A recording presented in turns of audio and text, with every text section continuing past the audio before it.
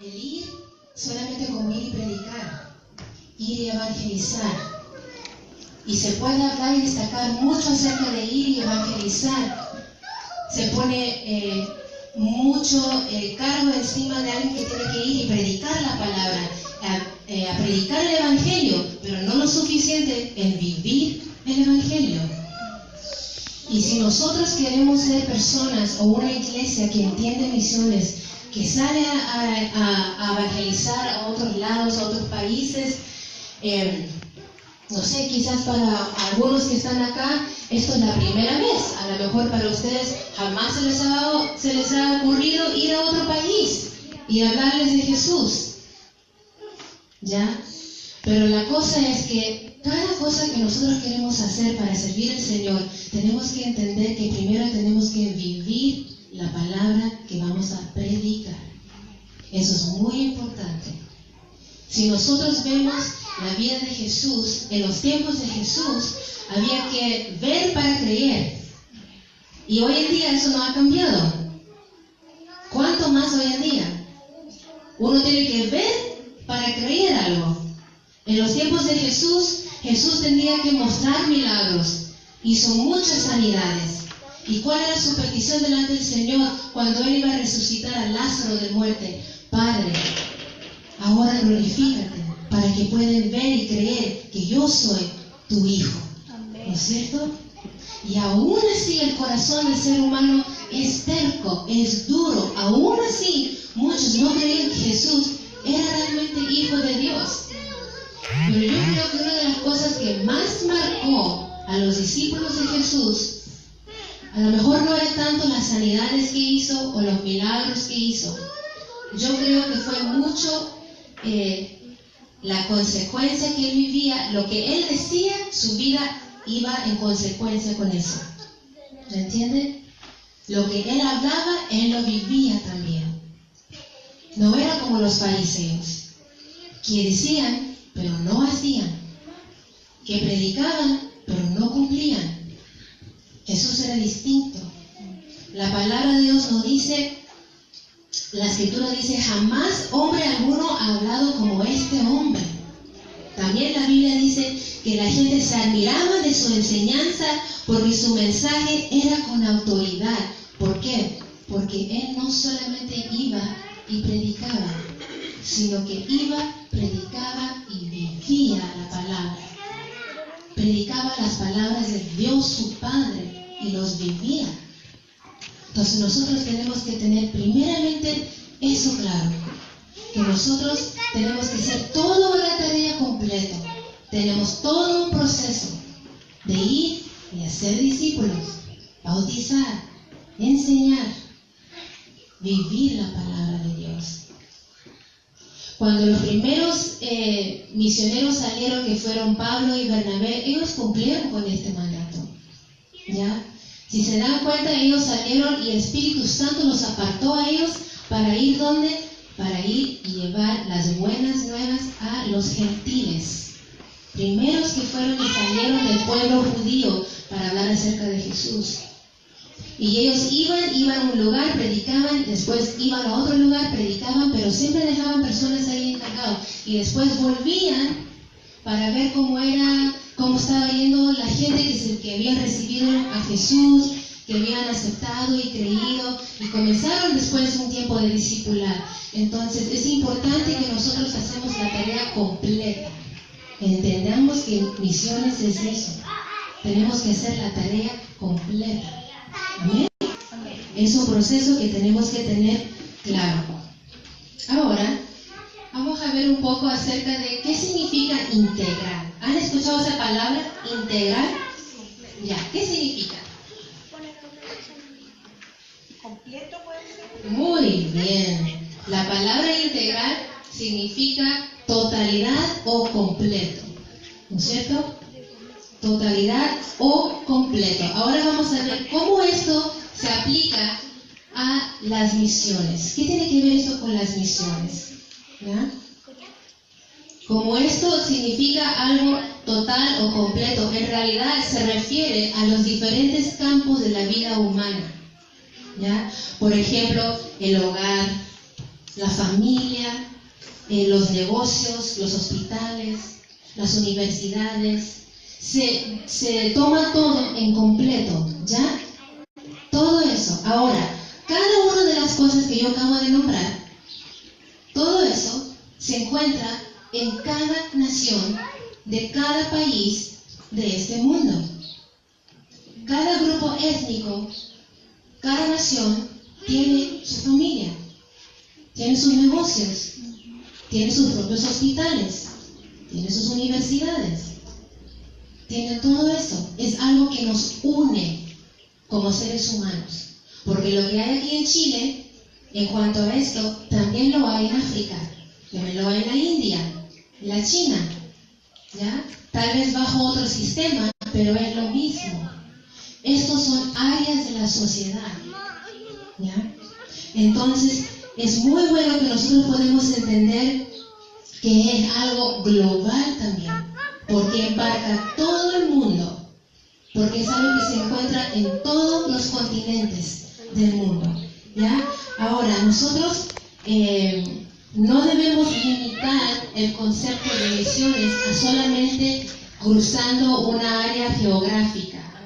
No simplemente significa que yo voy a ir a la India. Si yo quiero ir a misionar, no solamente significa que yo voy a ir a la China. Nosotros tenemos ese concepto en la mente, pero nosotros tenemos que entender, mejor más bien ver el concepto de misiones como cruzar la frontera de que no conoce a Jesús. Cruzar la frontera de que no tiene Cristo en su corazón. Porque de esa manera nosotros vamos a entender, ya no nos limitamos a lo geográfico, sino que va a significar que yo puedo ir a ser discípulos a los profesores y los alumnos en la universidad. Que yo puedo ir a ser discípulos a los mapuches que están al otro lado de la ciudad, ¿no es cierto? Que puedo ir a ser discípulos a los concejales y a los alcaldes de la zona. ¿Pueden ver? Y nosotros muchas veces hacemos este tipo de separación, ¿ya? Porque muchas veces se ha creído que hacer misiones corresponde a un pequeño grupo de la iglesia que se llama misioneros. Los llamamos misioneros y decimos, bueno, los misioneros son los que son llamados para salir a hacer misiones. ¿Y hacer misiones dónde? En otro país. ¿Ustedes creen que cuando Jesús habló y dio el mandato de ir a todo el mundo a ser discípulos, ¿ustedes piensan que excluyó a su propia nación de los judíos? ¿Los excluyó? ¿Cómo era Jesús en cuanto a los judíos y las buenas nuevas?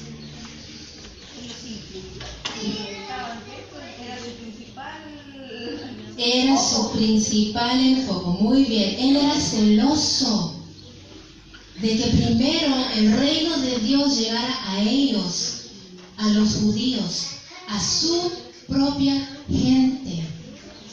Él era muy celoso en eso. Es como decir que yo tengo comida y yo digo, tengo una canasta llena de comida. Y yo voy a ir a los hambrientos, yo voy a ir a darles a aquellos que necesitan, y no importa con lo que me va a costar, voy a ir y a darles comida, viendo que mis propios hijos en mi casa no tienen. ¿Haría eso? ¿Podría hacer eso? No, jamás. Si Jesús nunca hizo esta separación con este versículo, ¿por qué nosotros como iglesia lo hacemos? ¿Por qué nosotros como iglesia separamos y decimos, ellos son los misioneros, solamente ellos, los que están llamados para ir a Afganistán? No, no es así. De repente la iglesia ha dicho que la tarea que Jesús dio fue para un grupo pequeño, y no es así. Esta tarea lo encargó a cada uno de nosotros. Y yo les quiero decir, lo siento, si es que esto llega a ser noticias para nosotros quienes somos hijos de Dios, pero les quiero decir algo. El día que nosotros recibimos a Jesús en nuestro corazón, el día que nosotros fuimos bautizados, el día que nosotros fuimos sellados por el Espíritu Santo a pertenecer a Él, entramos en la familia de Dios. Y cuando nosotros entramos a la familia de Dios, nosotros tenemos no solamente bendiciones, también tenemos responsabilidades, tenemos deberes. Y una de esas tareas maravillosas de la Gran Comisión no fue solamente para un pequeño escogidos llamados misioneros, no. Es algo que se dio a toda la iglesia, es algo integral, que se dio completamente y en una totalidad de alcanzar todas las naciones y todo el mundo. ¿Me están entendiendo? ¿Sí? Entonces, esto es muy, muy importante. ¿Por qué? Porque de repente tenemos personas que dicen, bueno, yo quiero servir al Señor. O a lo mejor una jovencita que dice, yo tengo ganas de servir al Señor, yo quiero hacer lo que Él me dice, pero tengo miedo de que me vaya a llamar a la África. ¿No es cierto? De repente dicen, tengo miedo que me va a llamar y me va a mandar a hacer algo que yo no quiero hacer. Déjame aliviarles con algo. Cuando el Señor pone algo en tu corazón a hacer para Él, normalmente te nace con facilidad. Una hermana dijo acá, pasión, ¿no es cierto? Te da pasión hacerlo, te da ganas de hacerlo, te trae gozo, lo disfrutas, ¿no es cierto? Entonces, si el joven o la joven o el hermano o la hermana que piensan que el Señor les va a mandar al otro lado del mundo, si yo me involucro en misiones y Dios me va a llamar y me va a llevar al otro lado del mundo y yo no creo, entonces les tengo que decir algo, no conocen suficiente a su Señor, no leen suficiente su Biblia. Tienen que conocer a su Dios, conocer el corazón de Dios. Primeramente el Señor pone esa semilla en tu corazón, pone el querer como el hacer. Amén, gloria a Dios. Entonces no tienen que temer, no tienen que temer. Lo que tienen que tener claro es que es una tarea de todos, ¿ya? Entonces eso es lo importante, que nosotros tenemos que entender esto, ¿ya? Hay 7 áreas de la sociedad, de los cuales yo acababa de nombrar, ¿ya? Y estas áreas son áreas de la sociedad que son abiertos, son campos abiertos, ¿ya? Y se encuentran aquí mismo en Chile, como en todo el mundo, ¿ya? La área de la familia, la área económica, la área del gobierno, la área religiosa, ¿ya? La área educativa, la área de los medios de comunicación, ¿ya? La área de las festividades, que son las artes, el entretenimiento y deportes, ¿no es cierto? Lo de Hollywood, las películas, todo eso, los medios de comunicación, ¿no es cierto? Todo lo que tiene que ver con las noticias, el radio, tantas cosas. Pero tenemos que sacar de nuestra mente de que solamente voy a hablar o relacionarme dentro de lo que es cristiano. Cuando yo hablo que son campos abiertos, estoy hablando de estos lugares que no son cristianos, donde no hay presencia del Señor, en el sentido donde la gente del mundo gobiernan. Son campos difíciles, pero necesarios que nosotros seamos luz en estas áreas. Chicos, a lo mejor ustedes no pueden decir, ya, bueno, yo voy a ir, no sé, a Chimichanga, al otro lado, ¿no es cierto? Y voy a servir al Señor allí. A lo mejor no es mi llamado, a lo mejor no es algo en lo cual me está impulsando el Señor. Pero a lo mejor el Señor te está hablando acerca, no sé, de la política, acerca de ser, no sé, un actor, una actriz. Pero les quiero decir algo. Hay una gran diferencia cuando uno tiene ambición. Yo he escuchado decir, un cristiano no puede servir en la política. No, porque se va a corrompir.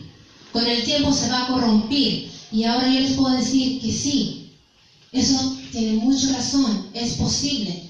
Pero cuando en el corazón está la ambición de metas personales, yo quiero hacer un cambio en este mundo, yo quiero hacer una diferencia en mi ciudad, yo quiero hacer esto, yo quiero hacer el otro, pero cuando esos deseos son ambiciones, son metas personales, porque se va a sentir como una mejor persona, porque se va a sentir más desarrollado, todo eso es personal.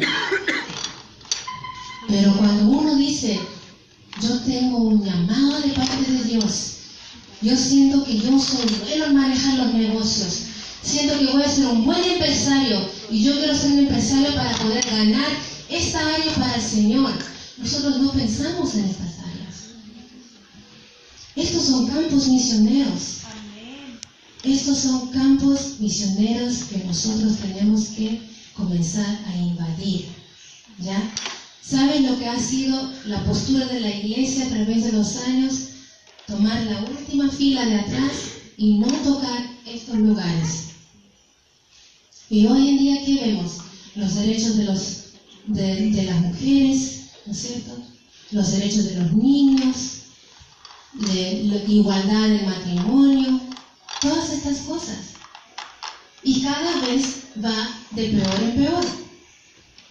Ha ido creciendo, ¿no es cierto?, todo lo que es la moralidad en nuestro mundo va mal, o sea, va decayendo la área de la moralidad de nuestro mundo. ¿Y dónde está la iglesia ahí? Sentimos que es un gigante, que no lo podemos alcanzar, que no son lugares donde nosotros tenemos que estar. ¿Estar en Hollywood? ¿Un cristiano? ¿Estar ahí metido? No puede ser, se va a contaminar. Pero cuando yo les digo que hay un llamado específico, cuando tu meta y tu motivación es Cristo, estamos hablando de otra cosa. Cuando tú quieres ser luz en medio de esa área, es otra cosa. Dios nos ha dado dones a cada uno de nosotros. A cada uno nos ha dado dones distintos. ¿Ustedes piensan que solamente los que son buenos actores porque lo son nomás? ¿Los que son buenos con matemáticas son buenos con matemáticas nomás? Dios les ha dado eso por algo. Les ha entregado sus dones por algo. Para que ustedes lo usen para su gloria, en su reino, para servirle.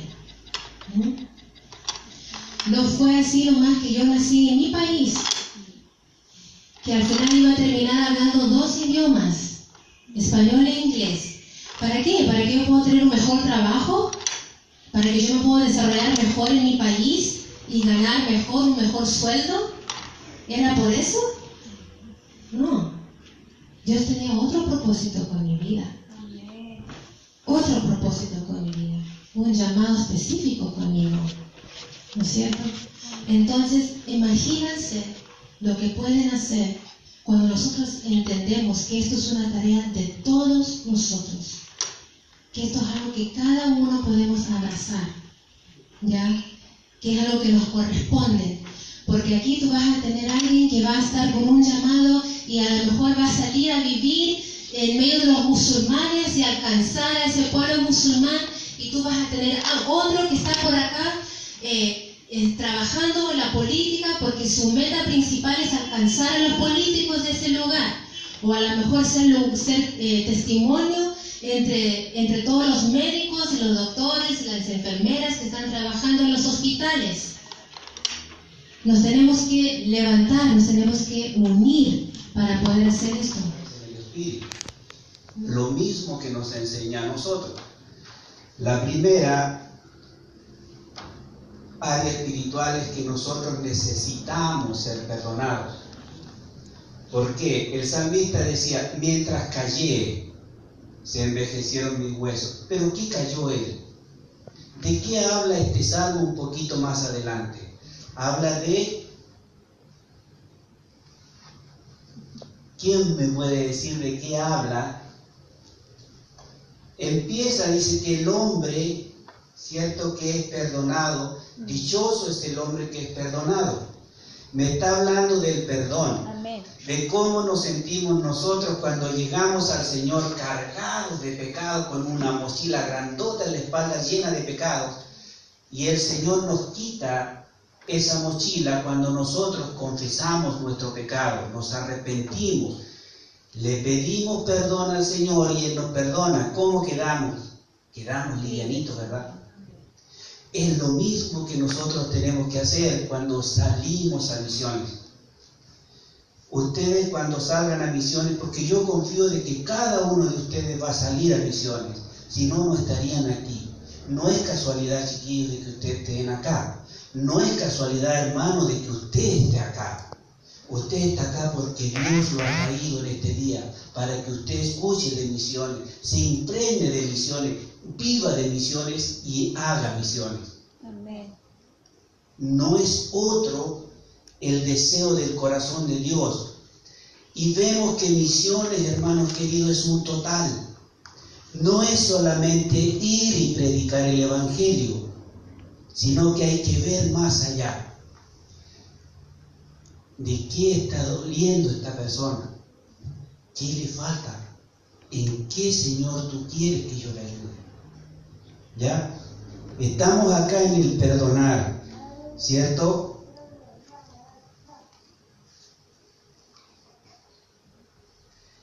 Dice que recorría Jesús todas las ciudades y las aldeas, enseñando en las sinagogas de ellos, y predicando el evangelio del reino y sanando toda enfermedad y toda dolencia en el pueblo. ¿Se dan cuenta, hermanos? No solamente predicaba, no solamente enseñaba, sino que sanaba, curaba las dolencias. Él se preocupó de lo físico, de lo espiritual, se preocupó del dolor de las personas. Ya, hermanos queridos, dice en Mateo 6, 14 y 15, de que si nosotros no perdonamos a nuestros hermanos sus ofensas, tampoco Dios nos va a perdonar a nosotros. En otras palabras, hermanos, si Dios no nos perdona, ¿a dónde nos vamos? ¿Se ha puesto a pensar eso usted alguna vez? Si yo no perdono, Dios no me perdona. Y si Dios no me perdona, ¿a dónde yo me voy? Al infierno. Al infierno. Yo no quiero ir al infierno. ¿Ya? A veces nos cuesta perdonar. A veces no sentimos perdonar. Pero Dios no nos dice en su palabra: yo quiero que tú sientas perdonar. Le dijo a Pedro, cuando Pedro le preguntó: Señor, ¿hasta cuántas veces perdonaré a mi hermano? Hasta 7. Y el Señor le dice: no, hasta 70 veces 7. 7 por 7, 49, son 490 veces en el día. No es en la vida de uno, es en el día. Lo que quiere decir, hermano querido, que es una vida que nosotros tenemos que tener de perdonar a nuestro hermano sus ofensas. No tengo que sentir perdonar, es un mandato de Dios. ¿Ya? Y a veces decimos: yo voy a perdonar para liberar a la otra persona. Pero no, hermanos queridos. Cuando yo perdono, me libero yo de ir al infierno. ¿Ya? Tenemos que cambiar nuestra forma de ver la palabra del Señor. Cuando yo vivo la palabra del Señor, es a mí a quien Dios bendice. Amén. Amén. Otro más, ya me lo puso mi esposa: amar a los enemigos. Nos cuesta, ¿cierto? Nos cuesta amar a nuestros enemigos. Aquel que me mete el dedo en la llaga, en la herida y me hace doler, que me trae recuerdos de lo que yo viví en el pasado. ¿Cómo me cuesta perdonar a esa persona? Ese que es medio engreído, medio cachiporrita, así, que se la sabe toda. No me gusta estar con esa persona. Pero sin embargo el Señor me dice de que tengo que amarlo. Al que me hace mal, al que me golpea, al que me calumnia, al que habla mal de mí.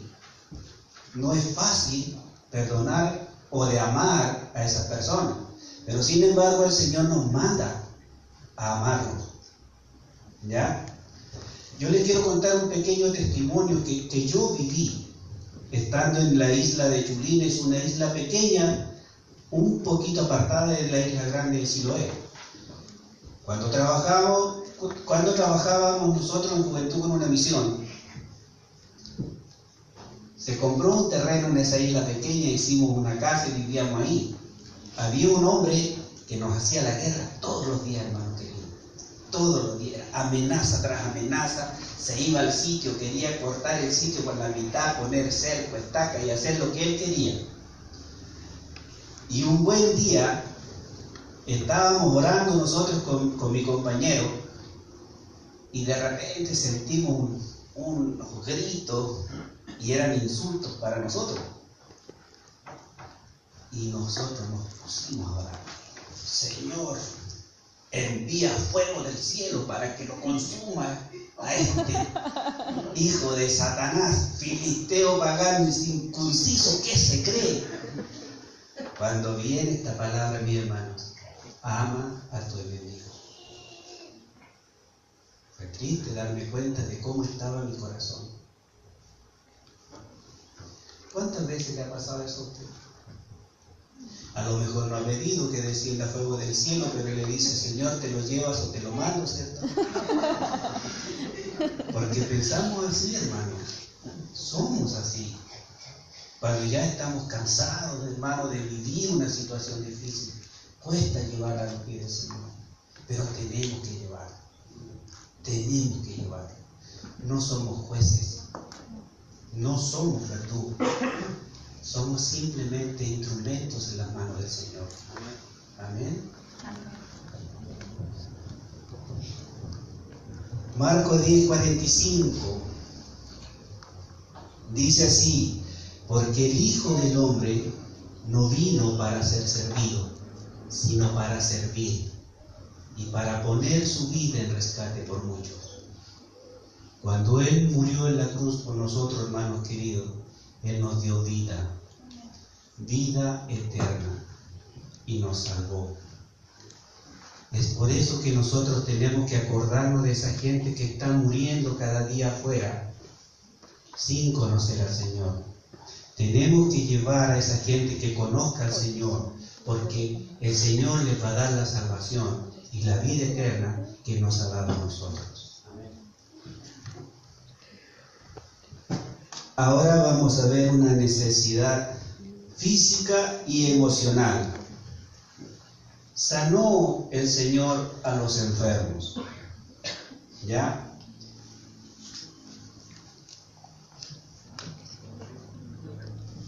Voy a mover un poquito. Los azules, hermano. Me duele. ¿Ya? Nosotros en la palabra del Señor, en el libro de Juan capítulo 5, tenemos una historia que nos narra el escritor de Juan. Dice que había en un pórtico, ¿cierto? Había un paralítico, el paralítico de Bethesda. 38 años ahí. Pero no podía ser sanado. El Señor va y le pregunta, ¿qué quieres que te haga? Este hombre le dice, Señor, no tengo quien me meta en el estanque, mientras yo voy otro se mete y es sanado. Pero el Señor no le estaba preguntando, ¿quieres que te meta al estanque? ¿O por qué no llegas al estanque? El Señor le estaba preguntando, ¿qué quieres que te haga?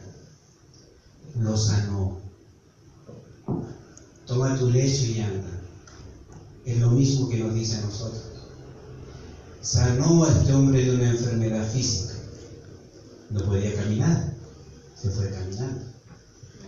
¿Ya? Otro más tocó al leproso.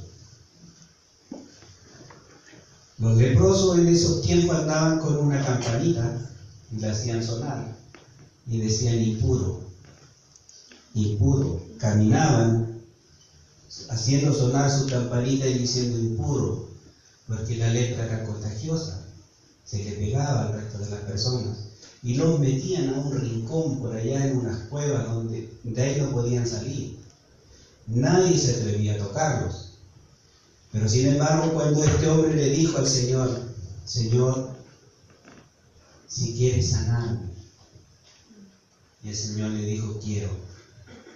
Y dice la palabra del Señor que con su dedo tocó su frente, y la lepra inmediatamente lo dejó. ¿Se dan cuenta cómo es el Señor con nosotros, hermanos? El Señor nos toca. Cuando nadie da un peso por nosotros, el Señor lo da. Pagó con su sangre por la vida suya y mía. Me dio valor. Me reconoció delante de las personas. Me sanó. Hermanos queridos, ¿cuántas veces nosotros afuera no nos queremos acercar a una persona que anda más mal vestida que nosotros, que anda en malas condiciones, que anda hediondito de repente, que anda borrachito, ¿ya? O no sé, no, ni siquiera nos queremos sentar al lado de él en una micro o en alguna parte estar con él? Pero sin embargo, cuando nosotros llegamos al Señor Jesucristo, no llegamos diferente a este borrachito o a este hediondito. A veces llegamos peor, y sin embargo el Señor nos ama de tal manera que nos abraza. Lo que hizo con el hijo pródigo, cuando volvió, su padre puso anillo en su dedo, ¿cierto? Le puso zapato en sus pies, le puso ropa nueva, mató el becerro más gordo que tenía, hizo fiesta para él, lo recibió, lo amó. Y es eso lo que nosotros tenemos que hacer con los que están afuera. Si no hay amor en nuestro corazón, jamás vamos a hacer un gesto así. Si no tenemos amor por los que están muriendo afuera, de nada nos sirve predicar a todo pescuezo, como decimos nosotros, porque no va a servir. Puedes hablar 2, 3 palabras, si va acompañado con un abrazo, hermano, eso va a ser la sanidad más grande para la persona, porque ya no se va a sentir rechazada. Jesús nos rechazó a esta persona, como no nos rechazó a nosotros. Habló con una mujer samaritana, ¿ya? Juan capítulo 4. Los samaritanos y los judíos no se podían ver entre sí. El samaritano para el judío tenía menos valor que un perro. La mujer en ese tiempo no tenía valor. El valor de la mujer era tener hijos. Así era mirada la mujer. El hombre muy pocas veces hablaba con una mujer en la calle, pero sin embargo Jesús habló con esta mujer. ¿Qué es lo que hizo? La reconoció. Reconoció que la mujer era importante. Le dio valor. La miró a los ojos, habló con ella, le dijo todo lo que la mujer había hecho. Pero ¿qué pasó? No le condenó. Sanó sus heridas emocionales. Me dijo todo lo que he hecho. Es un gran profeta, dijo él. Le enseñó. Ustedes adoran lo que no saben. Nosotros adoramos lo que sabemos. La salvación viene de Jerusalén, de Israel. Le hizo todo, habló con ella, le hizo una misión integral. ¿Se dan cuenta, hermanos queridos, cómo nosotros tenemos que llegar a las personas? Muchas veces predicando sin hablar. Mi esposa hablaba de vivir el Evangelio. Hablaba de que el Señor Jesucristo no se quedó solamente con hablar, sino que Él vivió la palabra que su Padre le dio. Él la vivió. Muchas veces, hermanos queridos, el nombre del Señor no es recibido por culpa de nosotros. Porque nosotros hablamos bonito muchas veces, pero hacemos todo lo contrario. Y es lo que Dios no quiere de nosotros. Amén.